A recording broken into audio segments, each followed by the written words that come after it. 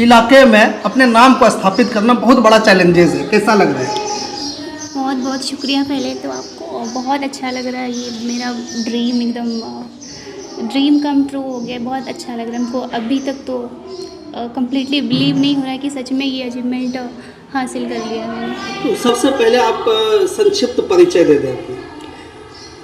जी मेरी स्कूलिंग यहीं बौसी से एल.एन.डी. बालिका हाई स्कूल से हुआ। उसके बाद मैंने अपना ग्रेजुएशन तिलका मांझी भागलपुर यूनिवर्सिटी से इंग्लिश लिटरेचर में कंप्लीट किया।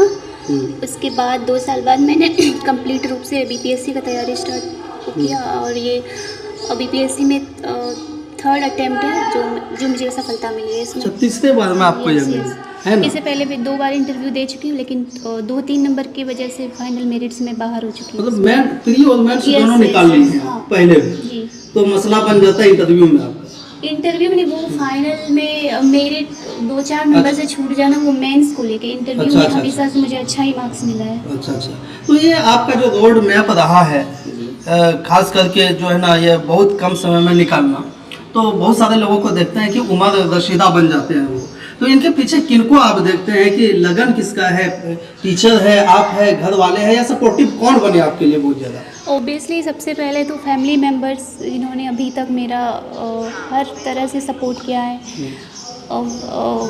फाइनेंशियली, मेंटली, इमोशनली हर तरीके से सपोर्ट करके मुझे यहाँ तक पहुँचाया, तो उनका बहुत बड़ा योगदान है। और सबसे ज़्यादा मेरी मम्मी और मेरे भाई का। अच्छा, ये पूरा सपोर्टिव बने हैं। हाँ, कभी रोक टोक नहीं किया इन्होंने। एक फीमेल होने के नाते, जैसे हम ग्रामीण परिवेश में आते हैं, लेकिन आप लोग भी जानते होंगे कि ग्रामीण समाज में महिलाओं की क्या स्थिति है हायर एजुकेशन में। तो इन लोगों ने कभी मुझे रोक टोक नहीं किया, अपना सपना को साकार करने के लिए हमेशा सपोर्ट किया। सुदूर देहाती इलाकों में आपका आना और फिर यह मुकाम स्थापित करना, आपके लिए तो मसाले राह खुद बने आप ही, लेकिन दूसरे लड़कियों के लिए खासकर आप जो है ना एक लाइन बन गए हैं कि उस लाइन पे चलिए तो आप भी यहाँ आ सकते हैं, उनके लिए एक मैसेज है। बिल्कुल, ये मेरा इंटरव्यू मेन जो हुआ था उसमें भी यही सवाल मुझसे पूछा गया था कि क्यों आप आना चाहती है। तो मेरा मेन मोटिव यही था, अगर मैं सिलेक्ट होके जाती हूँ तो मेरे एरिया में फ़ीमेल एजुकेशन का सिस्टम बहुत ख़राब है। अगर मैं सिलेक्ट होके जाती हूँ तो निश्चित रूप से वहाँ के पेरेंट्स अपने लड़कियों को पढ़ने के लिए मोटिवेट करेंगे और लड़कियाँ आगे आएंगी। Rural development officer, sorry, rural development officer है, यानी ग्रामीण क्षेत्रों के लिए आप वो काम करेंगे, है ना? और दूसरी बात यह है कि इसके लिए क्या रोड मैप तैयार किया जाना चाहिए ग्रामीण इलाके के लड़कियों के लिए खासतौर, ताकि वो भी ये सपना संजो सके एक दिन? डेडिकेशन, एक लक्ष्य स्थापित करना है। उस लक्ष्य को पाने के लिए कंप्लीट रूप से डेडिकेशन होना चाहिए। कोई उस लक्ष्य की प्राप्ति में कोई भटकाव नहीं आना चाहिए। कंटिन्यूअस लगे रहना चाहिए। सफलता और सफलता तो आते जाते रहती है, लेकिन अपना मोटिवेशन कभी कम नहीं होने देना चाहिए और अपने आप पे बिलीव रखना चाहिए। तो पढ़ाई का जो आपका जो ब्लूप्रिंट था, पढ़ाई कैसे कैसे करती थी, क्या था तरीका उनका?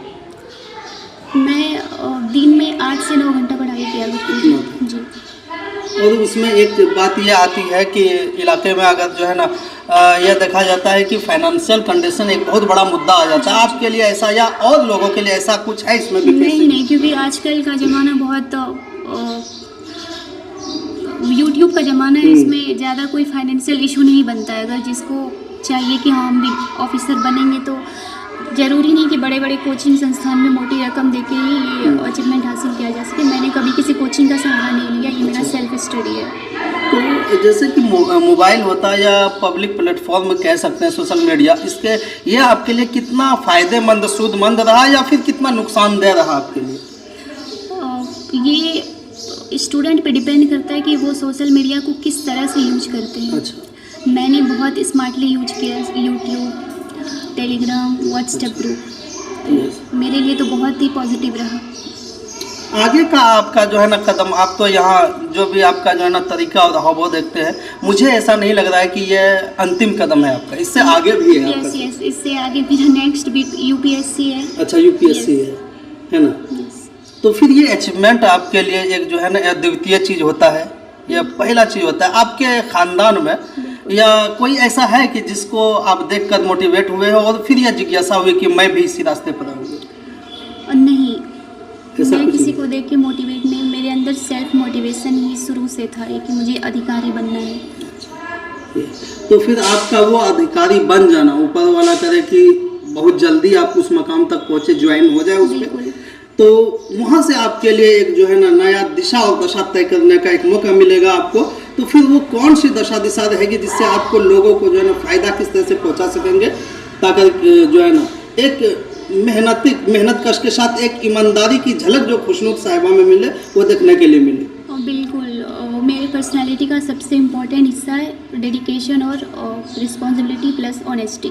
तो मैं यही 3 चीज़ों के साथ अपना जो भी सर्विस मुझे अलॉट होगी उनको कंप्लीट करने का प्रयास करूँगी।